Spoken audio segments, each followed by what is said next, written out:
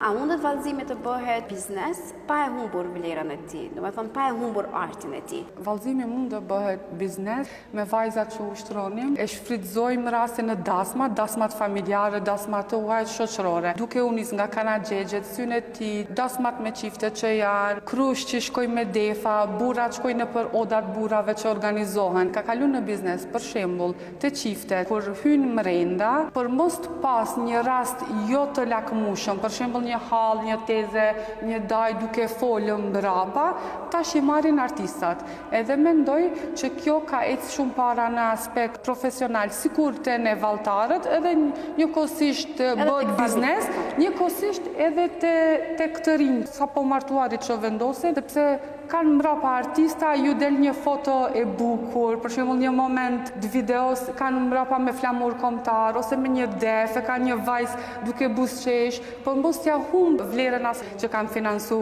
për dasëm e këtë organizimet, marrin artista, njëkohësisht çifti është më i lumtur, ka një hyrje të begatshme, mandej familjarë dasmorët, edhe njëkohësisht edhe ne fitojmë, bëhet biznes.